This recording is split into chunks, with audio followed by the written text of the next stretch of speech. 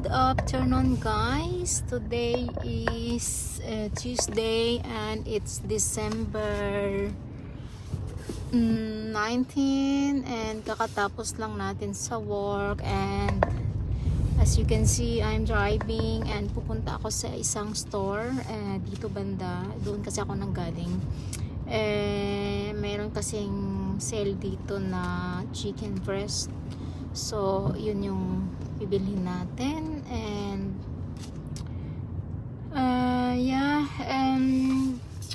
bukas babalik ako sa aking dentist dahil yung nakaangat sa ngipin ko na metal para mag-hold ng yung long metal is natanggal, guys. And wait, concentrate muna tayo dito sa pag-park at baka may maano tayong sasakyan. So medyo ang aking pagkuan, saglit lang, kailangan kong konti.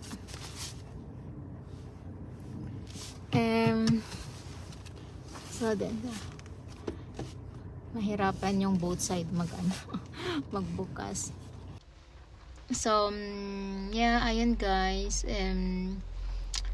kailangan kong bumalik dahil nga natanggal yung lock ng aking braces, and sinubukan kong i-clip yung malaki, hindi talaga, hanggang nag-deform siya, and yung pag-deform niya is naka-curve. So masakit siya dito, and napipil ko naman dito na the day after nang galing ako doon na medyo mahaba yung pag-clip niya ng ng wire. So medyo sumasaya din siya. So parang uncomfortable siya dito sa taas, sa baba, and dito sa baba. So wala na akong time at wala din time. So kailangan kong bumalik doon bukas. Nakipagpalitan ako sa aking kasama sa work na free siya bukas and free ako sa Thursday. So instead of nag-change kami, like mag-free ako bukas at ako mag-work sa kanya sa Thursday. So yun, guys, papasok muna tayo, bibili tayo dito ng manok. May pinapabili kasi yung anak kong lalaki tsaka girlfriend niya, kasi magluto yata sila sa bahay. And yung anak ko, I think mag-message yun maya-maya, kasi ang labas niya is 125 and now it's 1 something na. So bilisan natin, guys.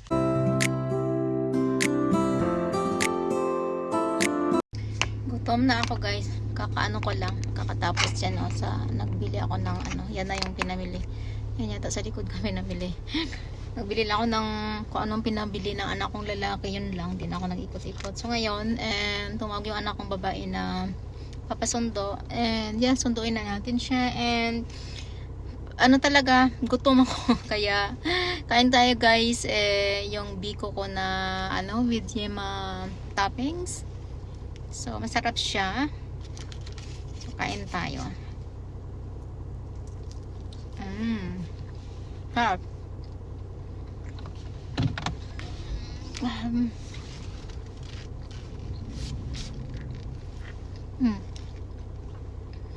May parating na sasakyan. Okay.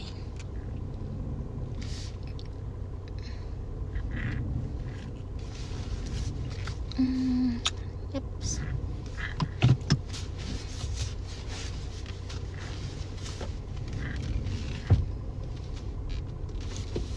So, maano dito? Hindi naman maulan, pero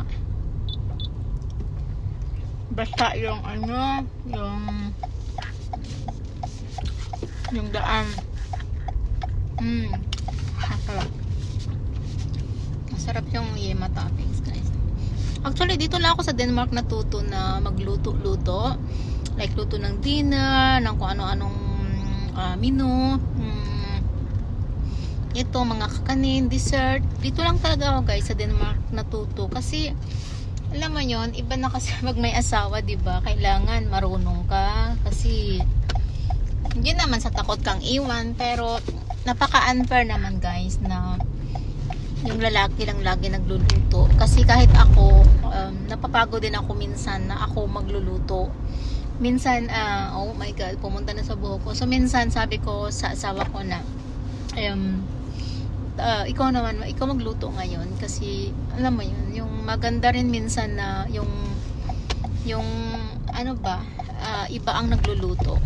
Yung kakain lang tayo. So, yeah, so sometimes siya din pinapaluto ko. So, pero dito lang talaga ako natuto nung talagang nag-asawa na ako. Dati pag nagluluto ako, nahihiya ako or hindi ako confident kasi oh shit, baka ako kung ano to or alam mo yung lasa. Pero nung slowly wala na. Ngayon pag may bisita, kahit yung bisita pa ng pamilya ng asawa ko, wala, luto lang ako, walang nervyos. Matuto ka rin eh.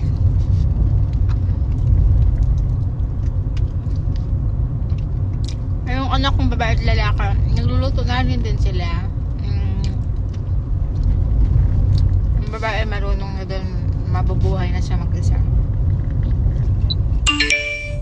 Yeah, dito kasi is like pedestrian school kasi ito, so tumutunog yung aking sabi up. Nasaan na yung anak kong babae?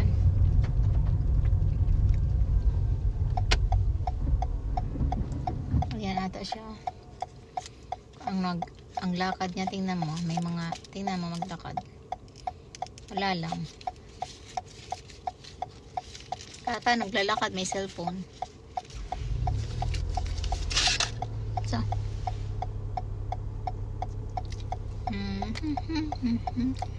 Sarap. Meron pa ako dun sa rep eh. Pero ayoko naman kainin. Diyos ko, sayang naman yung exercise ko kung kain ako ng mataas. Diba? Nahulog.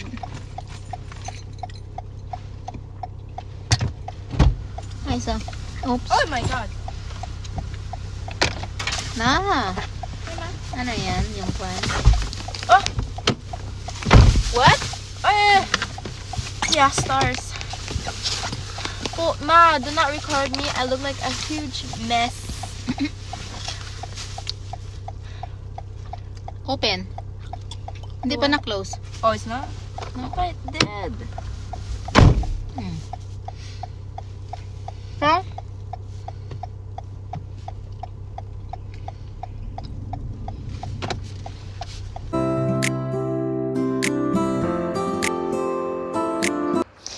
So, ayan guys, kung nakikita nyo nga talagang antok na antok ako dyan at yung mata ko, actually pumula nung gabing sinuot ko yung contact lens ko. Kasi parang ang tagal na nasa mata ko. So, ngayon nag-breakfast kami ng asawa ko. Sabi ko sa kanya, antok ako. Kasi 1 something na kami natulog niyan guys, ng madaling araw dahil nag-party kami.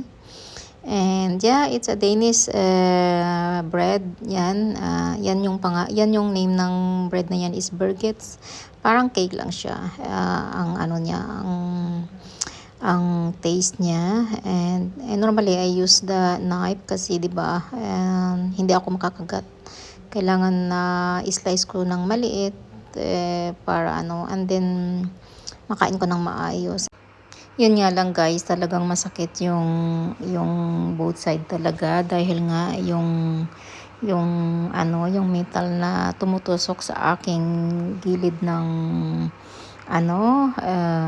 dito sa may loob ng bunganga ko. And yeah, my husband made coffee for me. So sweet, di ba? Sana all. Well, actually, he used to eat talaga na siya talagang gumagawa ng coffee ko. Ang sweet ni hubby ko talaga. So, sabi ko sa kanya, kailangan ko na talagang magtawag sa dentist bago man lang tayo umuwi kasi ayokong naninimbang ako sa ngipin ko pag umuwi ako sa Pilipinas. And yan guys, yan yung robot na Stoso, not Stoso yan yung robot ng vacuum namin. Nag-vacuum siya at may cleaner din siya. Tade. Sabi ni Habi kung bakit niya Bigas? ako bilhan, busy daw ako sa Tapos aking pena. work at sa aking pag-exercise. Yeah. Kaya para mas easy daw sa akin, bilhan niya ako ng robot na robot na vacuum. At the same time, siya na lang din magwawash.